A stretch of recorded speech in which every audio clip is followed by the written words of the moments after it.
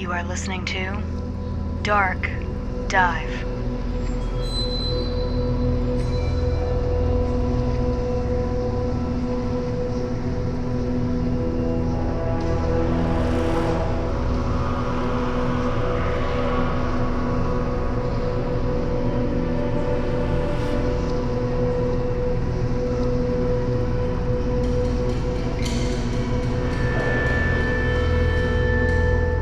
Over the last few years, the UAP phenomenon has crossed over the line of credibility, going from beyond belief into the realm of realistic possibility.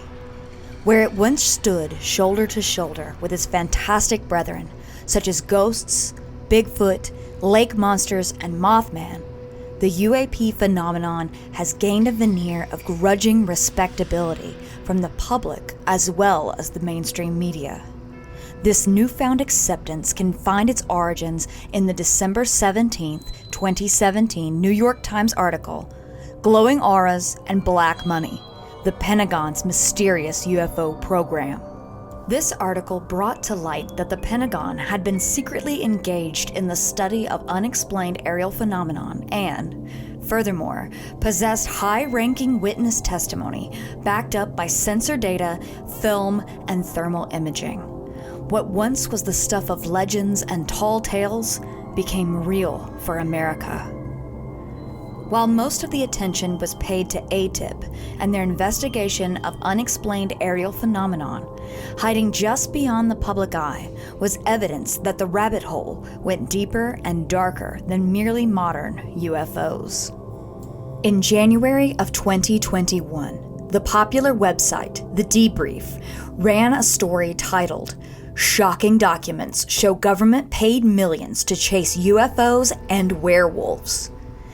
In this article, readers discover that Bigelow Air and Space, or BASS, had received government funding to research various anomalous phenomena, reports of subterranean goblins and werewolves among them. This project was called Advanced Aerospace Weapons Systems Application Program, or AWSAP for short, and was staffed by experienced Defense Intelligence Agency analysts, scientists, and intelligence personnel. As the witnesses came forward and more information was released, it quickly became apparent that other strange phenomena was being cited and experienced.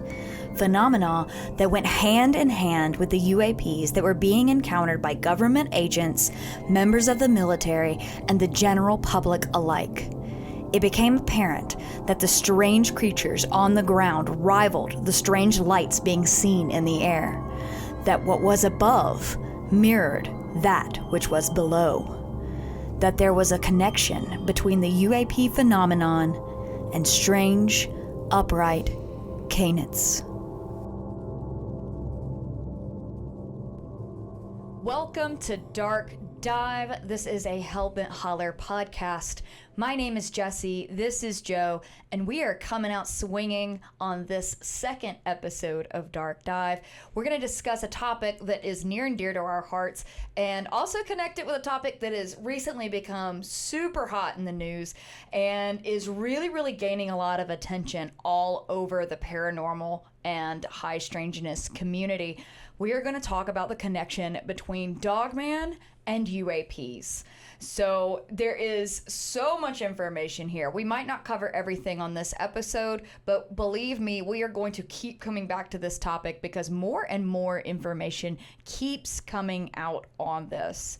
And so there's so many connections with UAPs and Dogman, and there's so much evidence for it. Why do you think that the existence of UAPs and UFOs is totally accepted by the majority of the paranormal community and the widespread public, but the existence of Dogman just isn't? Well, see, that's one of the things that's really interesting is that back before 2017, in this New York Times article that came out, UFOs were pretty much just considered just as crackpot as almost everything else out there.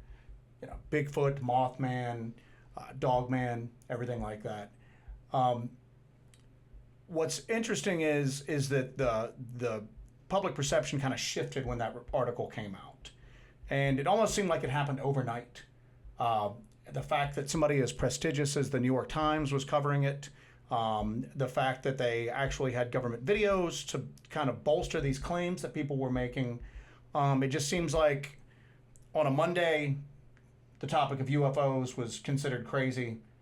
By Tuesday evening, after this article came out, all of a sudden it's a legitimate topic. It's not really something that brings a lot of scorn or ridicule like it did before then. Yeah. So, but what's been odd is that, especially over the past couple of years, there's been a lot of other stuff kind of buried in with these discussions and these disclosures of UAPs. And that's been the fact that a lot of the same people that are experiencing these lights in the sky are also experiencing upright, just mysterious wolf-like creatures on their property after seeing them, sometimes thousands of miles away from where they've had that UAP like experience or sighting at that point. Right. And what's been weird is that as this has come out, and it's come out in a couple different places. We mentioned earlier the Debrief, which is a well-known website, ran an article on the fact that the government was looking for werewolves and goblins.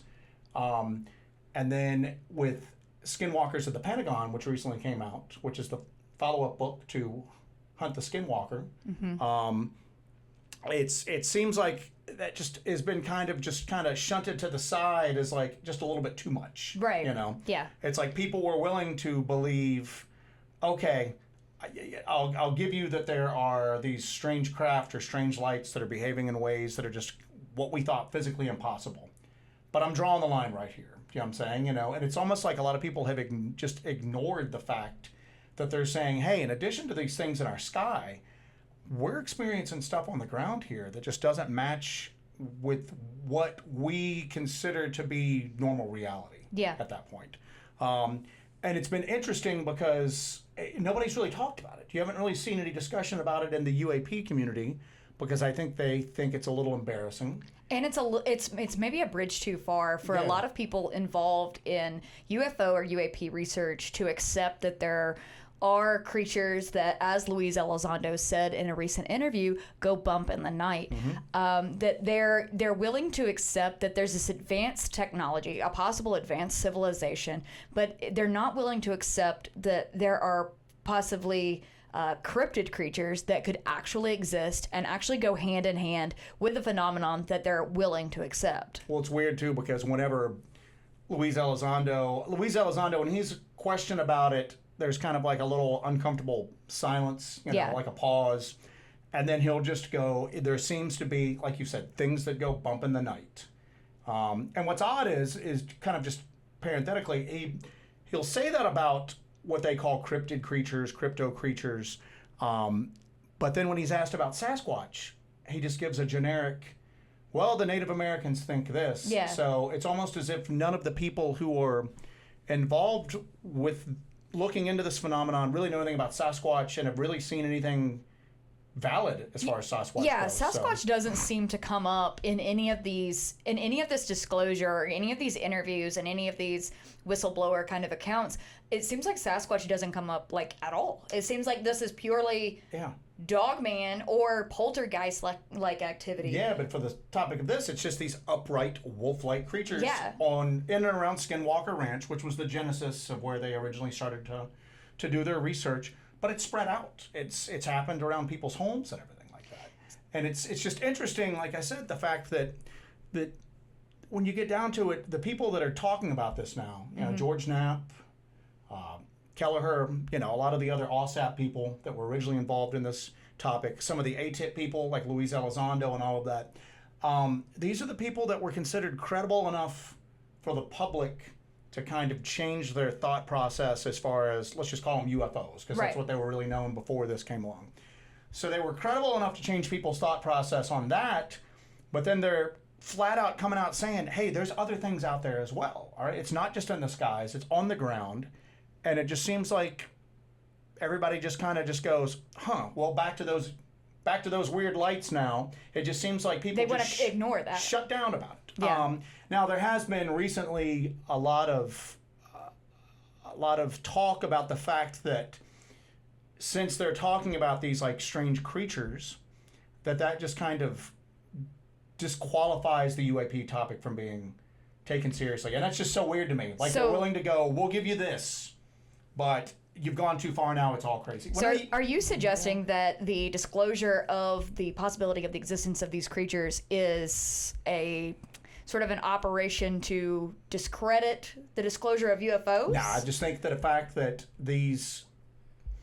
I think that some of the people involved in this, let's again go back to Luis Elizondo, he knows that it's a lot, you know what I'm saying? And that's why he won't come out and flat out lie about it, but you can tell he's uncomfortable talking about it. And sort of side skirts the issue. Answers it and then just moves on to the next thing.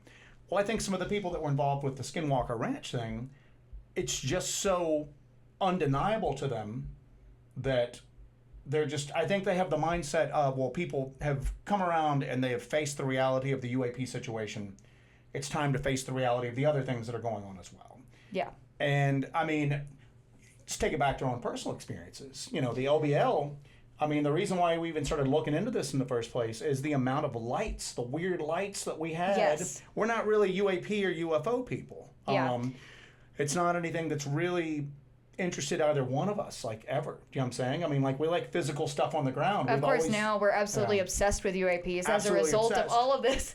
But yeah, neither of us were really huge into UFOs or UAPs. I think that's because, like a lot of people that do this kind of work, we were kind of compartmentalizing everything. Mm-hmm. It's like today is cryptids, tomorrow is ghosts, and separating out all of these things and UAPs and it just compartmentalizing everything.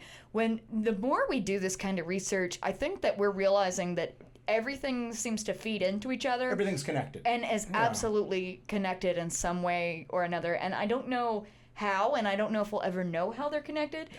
I know that they just, when it seems like when one thing shows up, another thing seems to show up. And that's undeniable. And I mean, everybody knows the old trope of just the crazy guy, you know, Sasquatch got out of a UFO and da-da-da-da-da. But when you get down to it, the people that are reporting experiences with strange phenomena in the sky, especially in and around Skinwalker Ranch, are later on reporting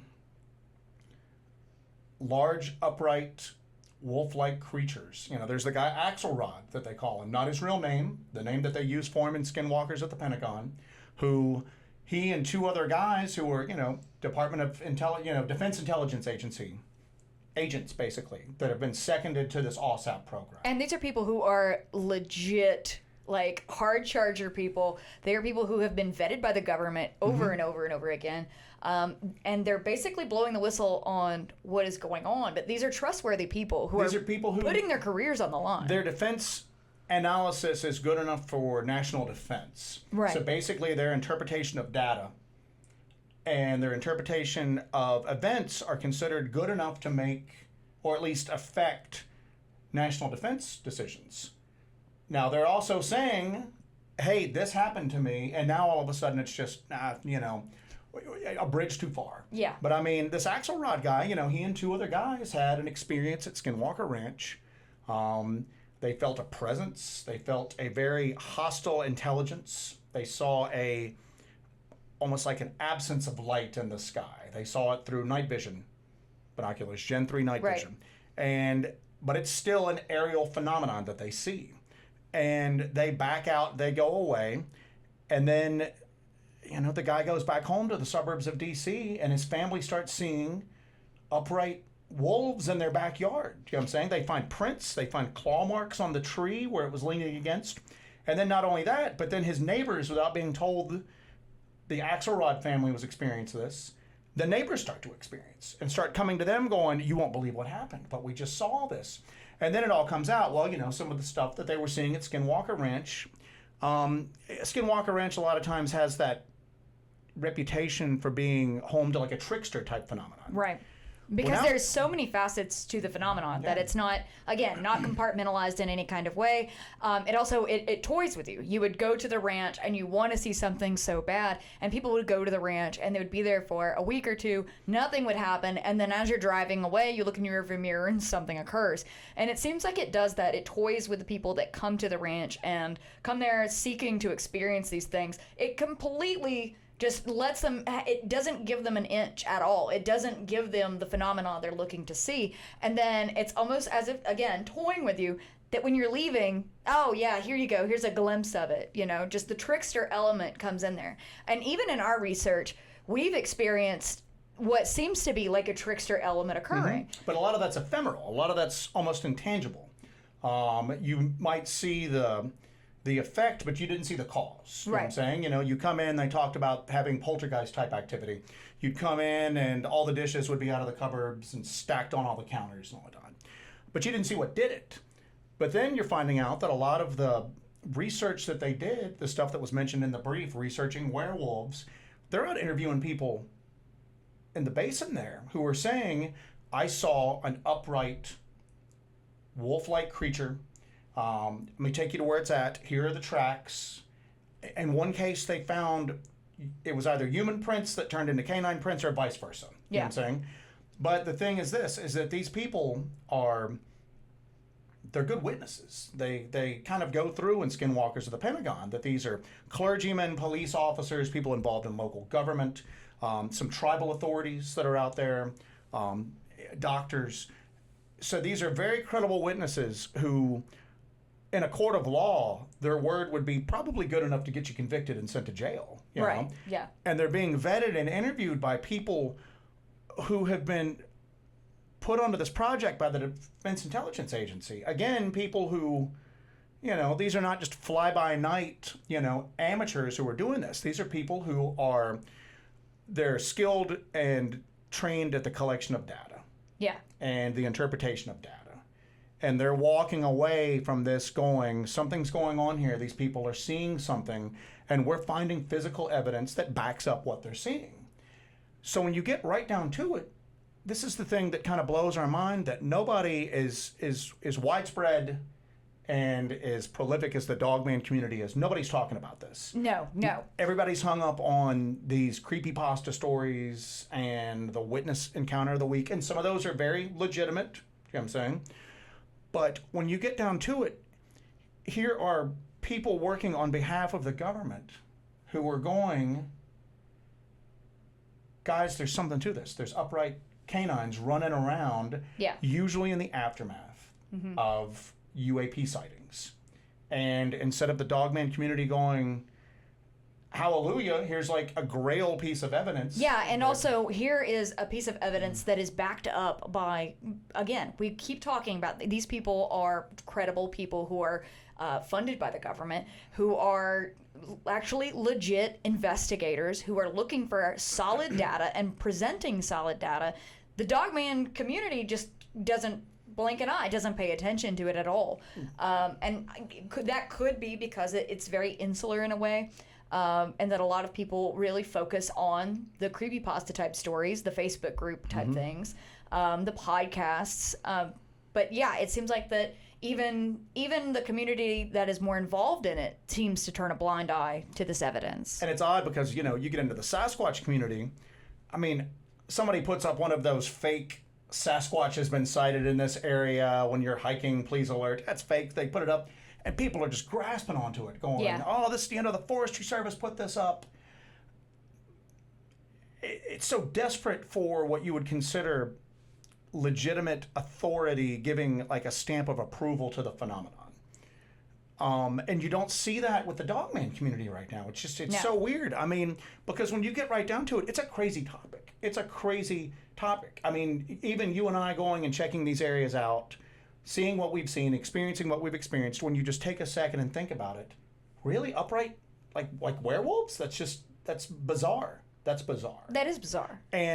But at the same token, we've had these experiences, other people have had these experiences, and now they're going, well, you know, guess what, guys? It's been legitimate enough that people have looked at this on behalf of the federal government. Yeah. That should bring a huge just layer of authenticity and, you know, make to this topic, because quite honestly, there's nothing mentioned about Sasquatch. You know what I'm saying? So at this moment, at least as far as you and I are concerned, we've talked about that before. We've found more evidence of Dogman than we have for Sasquatch, and that's not for lack of looking. Yeah, you know? and that's actually caused our research to kind of go in that direction more and more.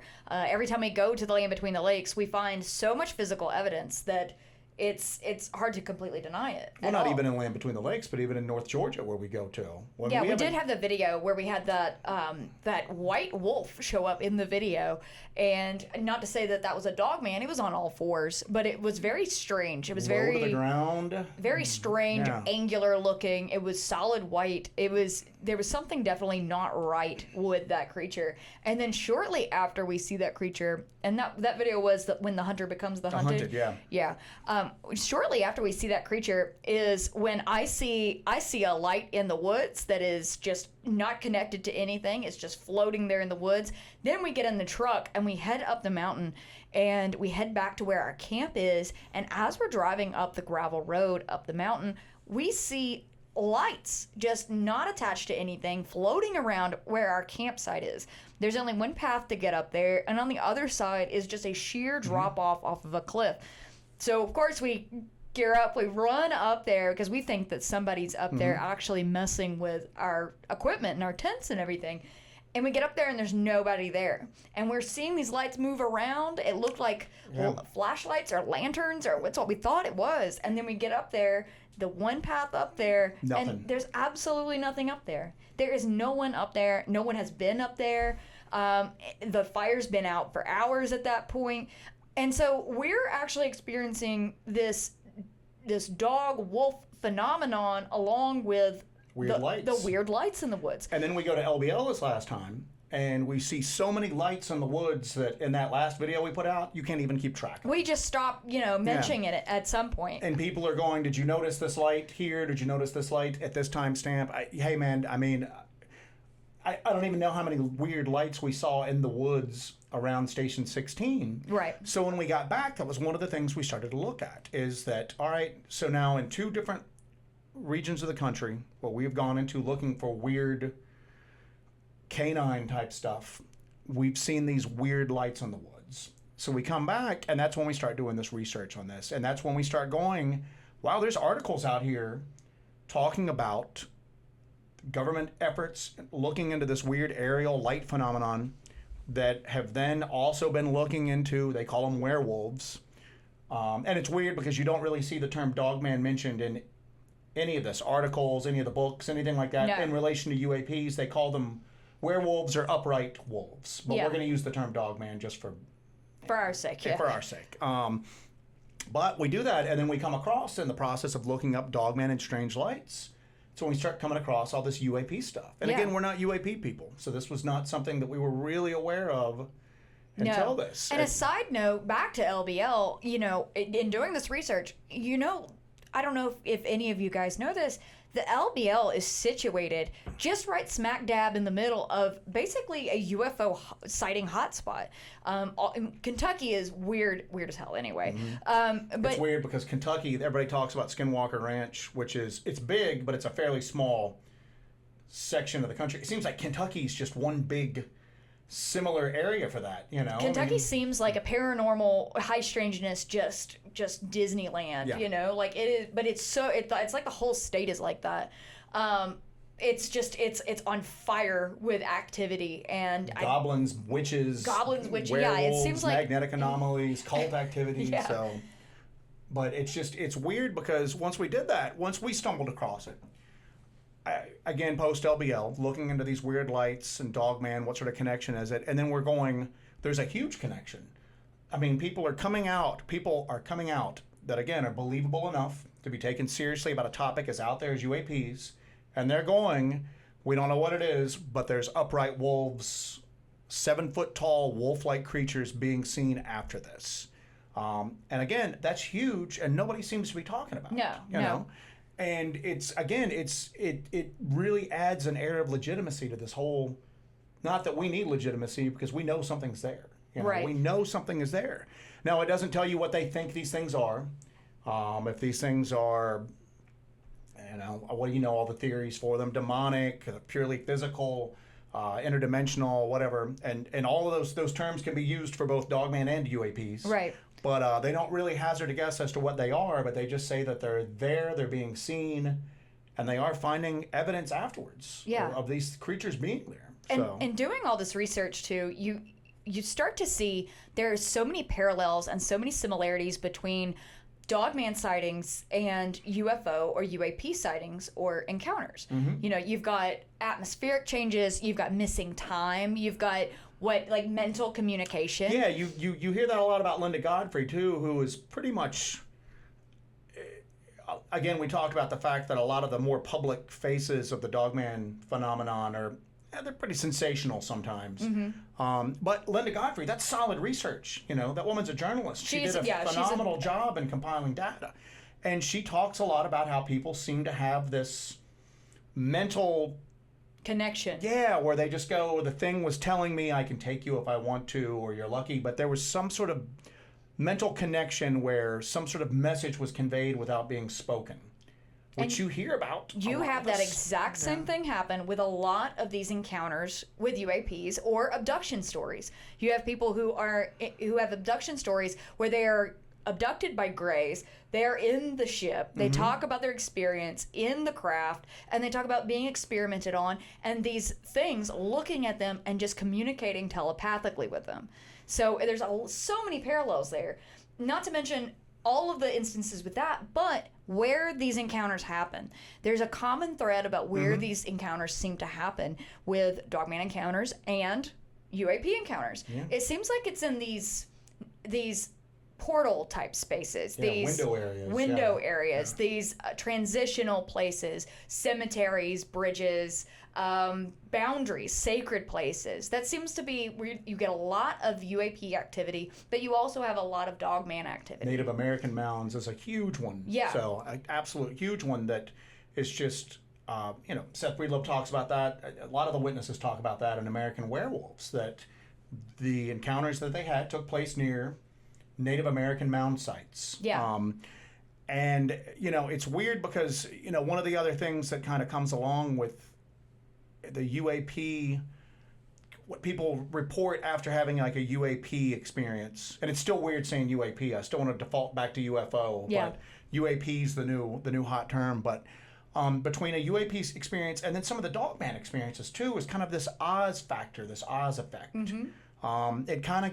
It's different than like missing time or anything like that, but they're still present in the moment. They're still conscious of what's going on.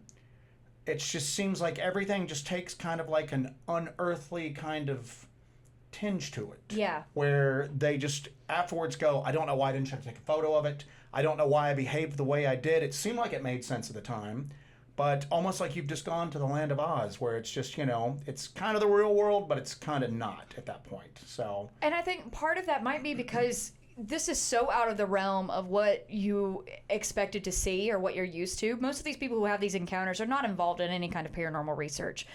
So they don't know what they're seeing a lot of the time. Even people who are involved in it have this Oz effect, where they're like, there's a lot of stories from Skinwalker Ranch where the researchers are out there, they're doing the work, they're out there for that purpose. They're being paid to be out there and do the research. They're out there, and all of a sudden, what appears to be a portal comes open, or a creature walks by. That I know that in Skinwalkers at the Pentagon, they mentioned this creature. They call it the Dino Beaver. There was like a Dino Beaver. Yeah, the Dino Beaver. That sauntered by, and everybody just watched it walk by. They've got thermal scopes, they've got night vision cameras, and they just watch it go by, and then they snap out of it afterwards. Yeah, And it's weird. Is it because they're so shocked by what they're seeing, and that's what's making it seem unearthly, or is everything just kind of unearthly because two different planes are kind of joining together, and for a few seconds you're not wholly on Earth anymore. You're still there, you're conscious of what's going on, you're not missing time or anything like that, but just for maybe a few seconds the normal rules aren't applying,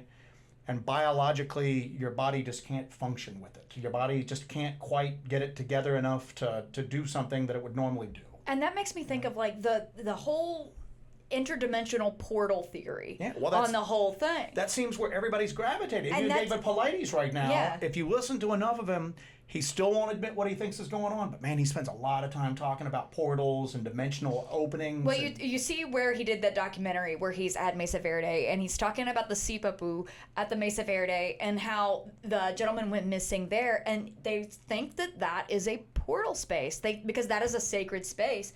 For the Hopi, but they think that's a portal space, that is somewhere that bridges the gap between our world and another world, whether it be another dimension or another world entirely. I mean, you're looking at time bubbles now, where maybe I mean, this is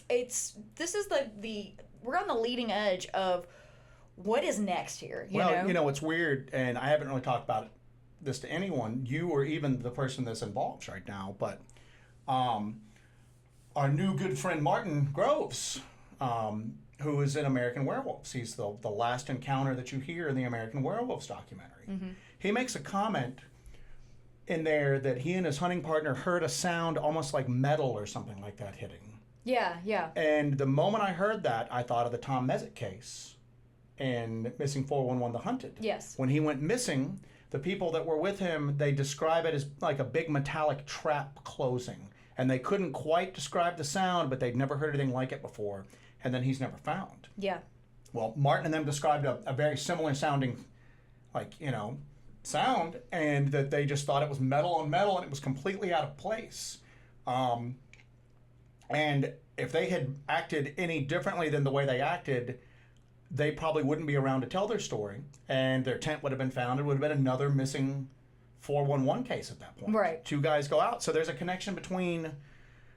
possible connection between what people are seeing, these upright werewolves, and the missing 411 connection. Yeah. Which, again, it might be interdimensional. I don't know. I mean, we know people who have told us, and I kind of lean towards this as well, that there's different elements to the phenomena, meaning that there might be some that are biological, there might be some that are coming from somewhere else that look similar enough to all kind of feed into this one, the Dogman phenomenon. Right. That it has different kind of avenues that it goes. Yeah, when you talk to Dark Waters, he kind of had the same idea on that, didn't he? That there were some were purely spiritual, some were kind of a mixture, and then some were the result of somebody with a lab somewhere trying to emulate or imitate the more spiritual creatures, you know what I'm saying? And you ended up with these purely physical ones. That doesn't answer the question of where do these things go to, Well, but, I mean, and getting back to the missing 411 connection, there's that graphic. I know everybody's probably seen it by now, where they lay David Paulides' missing 411 map over the cave systems map, and that they almost match up exactly. Where the clusters are and cave systems. Mm-hmm. These are those portal areas. These appear to be where these creatures perhaps inhabit, where upright canids such as Dogman or goblins or what have you inhabit these caves. Is this how they're getting around? Is this how they're going from one place to another? Is this how they're abducting people? Well, that ties in perfectly with again, it's interesting that Jacques Vallée is the flavor of the month right now, as far as UAP stuff goes. I think every couple of years he's the flavor of the month. But I'm saying he is eternal. But right now nobody's really saying that these are little green men climbing into their version of a rocket ship, blasting off, traveling through space, entering our atmosphere, and then landing. Yeah. It seems like the interdimensional hypothesis is really kind of where everybody's at right now. I mean, all the roads are leading to that. Independently, it seems like all the roads are leading to that. Or the not extraterrestrial, but ultra-terrestrial. Mm-hmm. We talked about those caves. I mean, there's a lot of things that come out of the ocean that they've seen. Yeah. Or they've seen things flying around in the sky they can't identify that go into the ocean. We don't know. Again, and just like we said that there might be more than one thing that's being interpreted kind of under this Dogman phenomenon umbrella, a lot of people will say there's more than one thing going on with the UAP thing as well.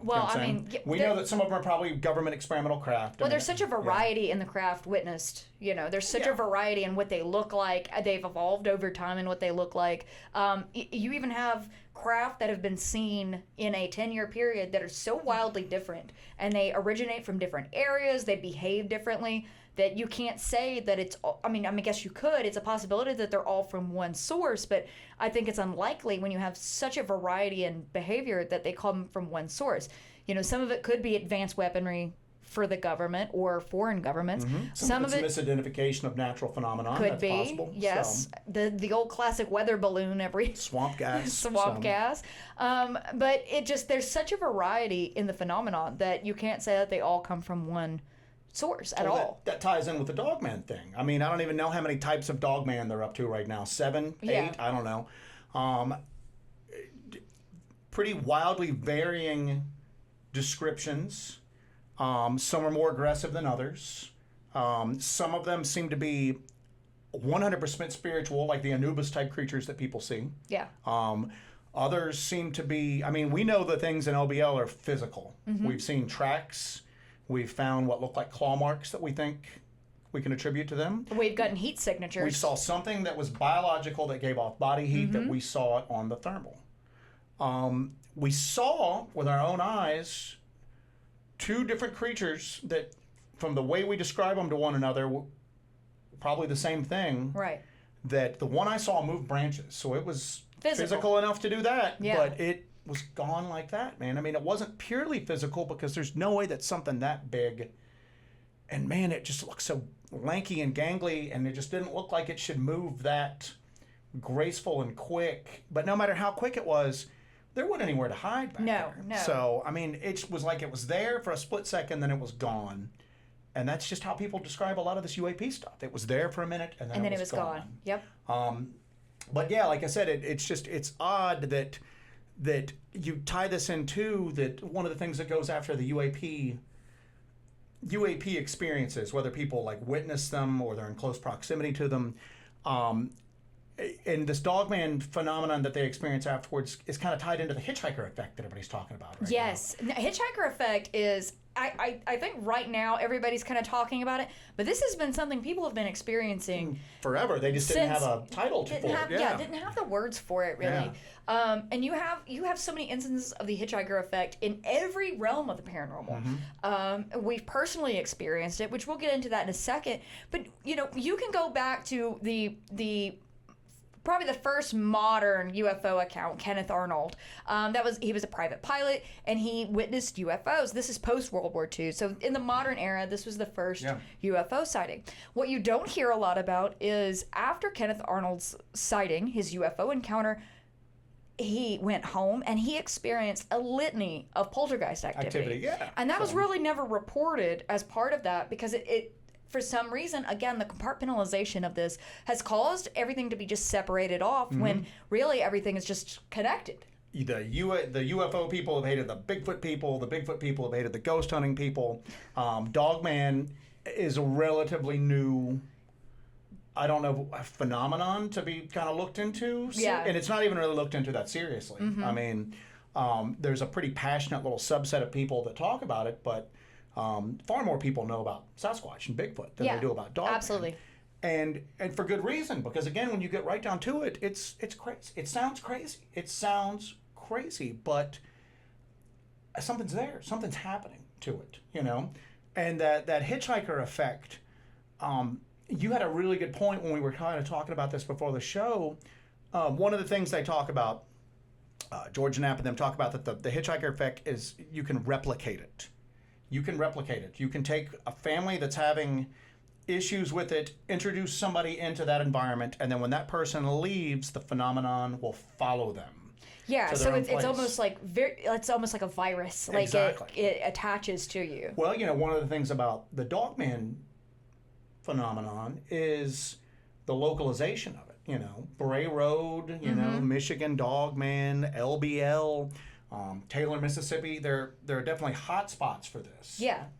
And is that what's causing these hot spots? Is it that one person maybe had an experience and then it's kind spreads of from there? Localized, you know, kind of spread. That's a good point, yeah. Now, a lot of times too is these are there are Dogman sightings in relatively urbanized areas, but they're very few and far between. Yeah. Most of the sightings tend to take place in rural, less populated areas. Or rural adjacent areas. Yeah. Even if it's somewhere that's populated, like, it would be on the edge of town for most of these sightings from what you've seen. There's a sighting that occurred at the St. Coletta School where Rosemary Kennedy was actually housed after her lobotomy. And the night watchman there saw at the St. Coletta church there in the cemetery a upright canid creature digging in a grave 2 nights in a row. Oh, that's the Linda Godfrey case that she talks about. She talks about that, yeah. Gadara or something like that is what it says. Yeah, and the creature looks at him and says Gadara. But that was, and for a lot of these cases, if it's somewhere we can't visit ourselves, always just go onto Google Maps, put in the coordinates or where it is, and just look around at the area. That St. Coletta School, it was a complex of buildings. So there's lots of buildings around there because it was for exceptional children. There was a lot of people housed there, but it was right there adjacent to cornfields, woods. There's a swamp nearby. So all of these sightings seem to be in rural or places that are adjacent to woods and places where these things could actually inhabit or emerge from. And as we've been kind of going down this rabbit hole, again, previously we were not people who had a great deal of interest in UAP stuff, UFOs. We like going out in the woods and look for creepy stuff, and we've always had like a running joke of we've seen and experienced a lot of stuff, but we've never really had a UFO. We've seen the lights, but we've never seen like a craft in the sky. And if we did, that's probably the end of it for us. We're not going back out after that. But this has kind of taken us down a rabbit hole. And one of the things we've been doing over the past few weeks is reading a lot of John Keel. Yeah. And John Keel would talk about how the fact that a lot of the UFO reports were coming in when he was doing his research were from very rural, lightly populated areas. Well, now where are they getting all the UAP sightings? They're getting them over the ocean. That ain't populated. That's as lightly populated as you can get. You got whoever's on that boat. It's not like there's houses around or anything like that. Yeah. We just didn't have the ability back then, or the amount of ships with the instrumentation that they have right now out there. But it seems like that's where the majority of it happens. That's one of the arguments that people have always had about like UFOs back in the UFO days, before UAPs kind of came on the scene, is that, well, if they're so powerful, then why don't they just come down and land on the White House lawn? That's one of the things. Why do they try to stay hidden? Well, we don't know, but they do seem like they try to stay hidden, but they do seem like also like they try to stay in areas where there's not going to be a lot of people to witness them, but that it seems like they go out of their way so that some of the people that are there, as few as they are, see them. They don't like big audiences, but they want a small one. They reveal themselves a little bit. I mean, that's, and what does that tie into? Dogman. That's a parallel to Dogman. Exactly yes, right. Absolutely. I mean, a creature this stealthy, that for all practical purposes, even if it's a flesh and blood living creature, it's so physically gifted at this point that it might as well be supernatural. But it seems like it just kind of pokes out. It picks its time when there's just a couple of people there. I mean, you don't see UAPs appearing over Times Square, on a Friday afternoon. I think the only time you ever had a mass UAP event, the Phoenix Lights, you would say? You've had Battle of Los Angeles. You've had a few of them, but those are really rare. Notable because they're so out of the ordinary, When are we going to get that eventually? Are we going to get a Dogman walking down? Because it seems like right now, it seems like the phenomenon is growing and expanding, but we don't know if that's true or if it's just because it's more popular now. You got to sift through a lot of stuff. But it does seem like there's a lot of credible reports, and it seems like they're becoming more numerous. It seems like the phenomenon is building. Or it seems like a veil is thinning or something like that. But, I mean, are we going to have Or that these two realities, two planes of existence are merging. Yeah, I mean, it's weird because, like you said, are we going to have that Phoenix Light moment with like a cryptid? Where like a cryptid is just... But here's the deal. I mean, everybody's going to claim that it's fake. Everybody claims that everything is fake. And, and it's so weird because, that's been like a hot button with us lately, is that...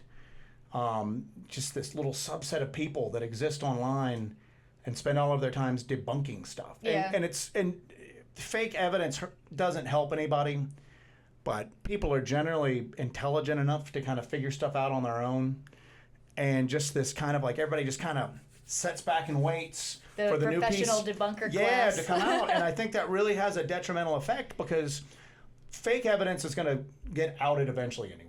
Right. You know what I'm saying? You don't need these people who have these made up careers of being like, the gatekeepers for the rest of the community. People are going to figure out something's fake or not. Okay? The great debunkers. Yeah, we don't need these great debunkers because all it does is that somebody is back there with a legitimate piece of evidence, maybe a legitimate story and everything like that. I would rather we deal with 99 pieces of fake BS, evidence come out and then get that one really good one that makes it all worthwhile. Because the fake stuff's going to get outed. It always gets... I mean, what was that? Was it Benjamin Franklin? It's better that, 99 guilty persons go free than one. Exactly right. So... innocent person go to jail. It's the kind of the same concept there. It's... but you have a lot of instances where people are afraid to come forward with their stories because of this constant ridicule. Well, and again, parallel to the UAP thing is that the debunkers on the UFO side, okay, the people that have debunked it and have literally made that their life's mission, that's what they're known for, that's how they get their recognition, that's who they are. That's become their identity, is to debunk UFO stories, evidence, photos, everything like that. Well, all of a sudden, you got Commander Fravor, whatever his name is, who saw the Tic Tac. The guy was like the top gun instructor for Navy fighter pilots. He was considered probably the best fighter pilot of his generation. Somebody who literally you have not been able to find anybody to say a critical thing about him in the slightest. Somebody who has logged probably as many hours in a latest gen fighter jet as anybody that walking the planet right now. And you've got some guy like on Twitter, he saw a party balloon. You know what I'm saying? They're so tied into it that they just can't go, wow, there was something here. There's something here. Yeah, some of the stuff I've debunked was not real, but this is real because they're so tied into it. Their identity is tied into it.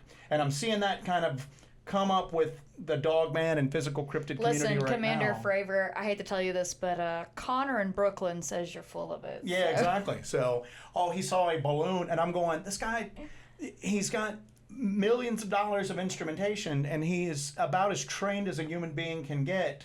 But some guy, just because he thinks it's impossible, is going to just argue with him. And again, we're starting to see the genesis of that right now with just this constant, and stupid stuff's going to happen that, whatever that guy's name was that had the primate skull recently.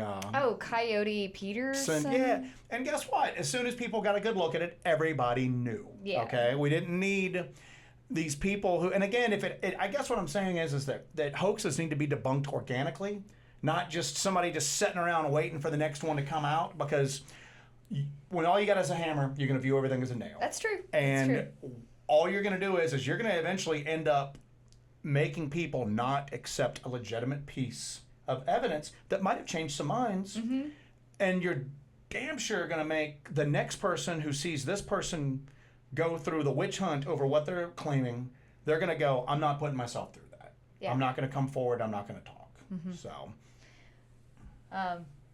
yeah, that's well said. Well said. Yeah. So I'm gonna derail us back to Dogman and UAPs, because I found, and I kind of told you this about this before, and I think this is such a cool, fun, thing that I cannot believe I have not heard this before.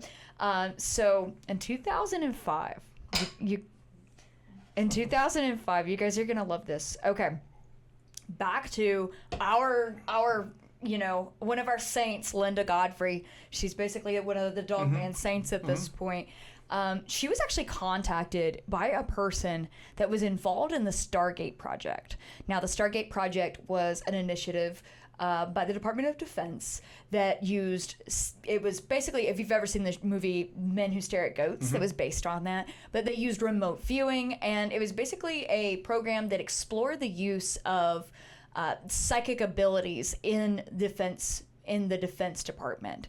So it was only around for a few years. Well, right? they officially around for a few years. They claim that it's still going on under a different name nowadays. But they had a lot of, and a lot of this is hearsay. They had a lot of crazy success with remote viewing, like a lot of crazy success with it. But somebody from Stargate Project actually contacted Linda Godfrey in 2005, and they claimed that part of the project and part of what they did at one point in time was targeting Dogman,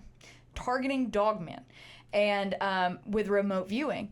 And they claimed that they were actually a soldier class from an alien race that was left on Earth, and that they live in like the cracks. Like cracks in the ground or cracks in reality? Like, well, I guess both. But they live in the cracks and the nooks and crannies. So basically like what, caves, And that they're waiting for something. They didn't quite say what they're waiting for, but they're living in these underground areas, in these cracks and in the earth, basically caves, and they're waiting for something. And they're like a foot soldier race for an alien like race.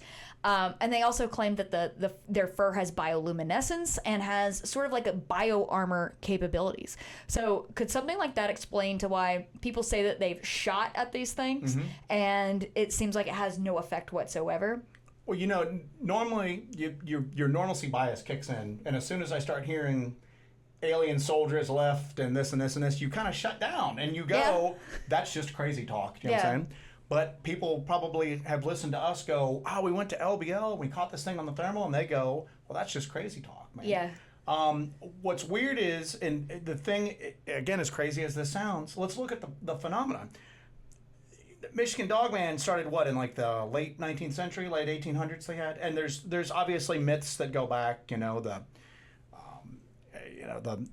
Native Americans have like canine human fusions that they talked about, European werewolves, everything like that, that ties into the folklore. But there's a lot of folklore out there that people are not reporting seeing in the modern era right now, I mean, you don't have like vampire sightings to the degree that you have like Dogman or something like that. Maybe that's something that happened. Maybe these things came in from somewhere else. Some of them got left, and that started the modern wave of sightings of these creatures. Honestly, I wouldn't put it past, for things that we've actually personally experienced and things that have been proven to be true and things that legit, credible people have talked about. This is almost not a bridge too far that this could be it's a reality. It's obvious that they came from somewhere and they're here now. They occasionally go somewhere else, underground, another dimension, into the cracks or whatever they're called. But I don't know, man. 5 years ago I would have heard that story and I would have just gone, okay, yeah, and then just moved on. It's got all the touch points: Stargate Project, aliens, everything. I don't know anymore, man. Possible, It's definitely a very exciting conspiracy theory. Yeah, it's just as, I hate to say it, but we don't know. That's the thing. We don't know. And if you don't know what something is, sometimes you can go, I can tell you what it's not. Right. But I don't know, man. Like I said, it's possible. Again, my thought process doesn't lead towards that, but my thought process didn't lead towards Dogman up until a few years ago either. So, right. I had to stand there and go, okay, all that other stuff I said before, very dismissive tone, we treated it as a joke. I've got to take that back now and say that there's something to the phenomenon. So maybe there's something to that, And so there's absolutely, in your opinion, and in my opinion, I know, but in your opinion, there's absolutely some kind of connection here. Like this, and we're just touching the surface right now on this because, again, this is all very new information. A lot of this is new information that's getting rolled out. A lot of these stories happened years ago, but they're just now kind of part of this slow roll of the disclosure with UAPs and Skinwalker Ranch. This is all slowly kind of trickling out. And as more of this comes out, as more of this information comes out, I have a feeling things are going to get much weirder. Yeah. And when you say that there's no doubt in our minds that there's a connection, I guess this is what I'd be comfortable saying, that we know that there's something to the Dogman phenomenon. Correct. We don't know what it is, but there's something there. Mm-hmm. And they're being seen either in the same time frame or after these weird lights that people are seeing that behave in ways that don't seem consistent with how we understand physics. Yeah, there's definitely, I mean, we've never seen a UFO, like a flying saucer, but we've seen the weird lights. Definitely seen the weird lights on multiple occasions. Yeah, and around areas where there's been weird, what could be interpreted as Dogman activity. Absolutely. So yeah, there's some sort of connection, and that's the thing, though. At the end of the day, we're just two people with cameras that go out, and we're self-funded, and we obviously spend a lot of time researching this, a lot of time learning to use equipment, learning new skills and everything. But at the end of the day, we're just two people who go out and do it. OSAP has come out. I mean, there was like 50 full-time employees. Yeah. Intelligence agents, scientific personnel, people with doctorates, all sorts of stuff. They think dozens or hundreds of contractors working for them. A very sizable budget, which was given to them by the government, $22 million over a few years. They think that Bigelow kind of put a little bit of his own funding towards it, which is kind of funny because one of the things that's come out on all this is that all this was just a deal that... A sweetheart deal? Sweetheart deal that Bigelow got. $22 million is probably a drop in the bucket compared to what he spent on research into this stuff. And he had a personal vested interest in this. He already owned Skinwalker Ranch at this point. Which is basically the laboratory for doing all of this sort of research. Yeah, but I mean, like, we're kind of the D-listers doing this stuff, and we're saying we're having experiences and there's evidence there. Yeah. Well, this is about as credible as you can get, what they brought forward, and they're going, hey, listen, it's not just about these UAPs. There's werewolves running around out here, guys. We don't know what it is, but they seem to go hand in hand with these other weird lights. Yeah. Knowing the weight of like public disapproval is going to come down on them, and they're still willing to stand there and go, nah, man, this is what happened. This is there. So yeah, I think at this point you've got to look at it and go, if these people were credible enough to change to shift public opinion on UAPs, we got to give them, you got to give them enough credit to at least hear them out. Yeah, on these other phenomenon. Yeah. So we're getting kind of up on time here. Yeah. Again, we just scratched the surface. We know that more is coming, so this is definitely not going to be the last time we talk about this subject. I think this is basically the beginning of us talking about this subject. This is kind of the opening up of this subject on our end. Hellbent Holler is definitely going to pursue this further. Mm-hmm. Do you have any other things that you want to contribute to this conversation right now? Or we're just going to keep hammering at this? We're just going to keep hammering at it. And again, I just want to say that we're saying that there's something to the Dogman phenomenon. It seems to be some sort of tie-in with the weird lights. We're not saying that UFOs are landing and Dogmen are getting out of it. We're not saying anything at all. We're just saying that these two phenomena that should be completely separate are somehow intertwined. For sure. And somehow. There's starting to become other people saying the same thing. And at least government documentation that people are spending a lot of money looking into this, So, for sure. That's all I got. Yeah. So. Yeah. Awesome conversation, by the way. There you go. But I mean, this is so fascinating to us, and like I said, this is just the beginning. This is just the beginning. We are barely turning page 1 of this novel here. and learning about what the possibilities are, what the connections are between things that are in the sky and things that are down here on Earth, things that are possibly in other dimensions. We just don't know. The best we can do is do the research, look into it, go out there and have personal experiences and discuss those personal experiences of what we experience on the ground doing our research. So thank you guys for joining us. As usual, thank you so much. We appreciate you all so much. I actually had, I didn't tell Joe this, we actually got a comment from a viewer that I loved so much I wanted to share it with you guys because I thought it was so funny. I'm trying to remember verbatim what it was. These guys are like Ed and Lorraine Warren if they were complete psychopaths. So thank you. Thank you, random internet user. We appreciate it. So, but thank you again for watching and listening to Dark Dive, a Hellbent Holler podcast. Keep an eye out for our upcoming episodes and our upcoming videos for everything that we do. We're working on a project right now that is a little different from some of the stuff we've been doing. It's a lot different from some of the stuff we've been doing. So we're working on that right now. So we are so excited to share that with you coming up. Make sure that you like, share, and subscribe everything that we do. Turn on your notifications so you know when another video is coming up. And make sure that you comment below, what do you think is going on with the UAP and Dogman connection? What are your thoughts on the subject?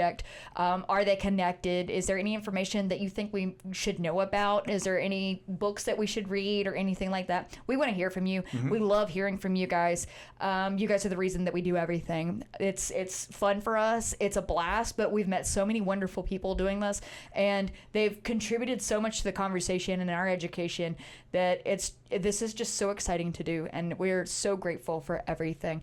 Make sure that you download the episode if you're listening to it through a podcast aggregator. That helps us get higher up in the rankings. Leave us a great review, and stay tuned for the next episode. We'll be rolling that out coming up soon. We're enjoying doing Dark Dive. If you're enjoying Dark Dive, let us know. Make sure you follow and do all that good stuff. So with that being said, thank you guys. We appreciate you, and be safe out there.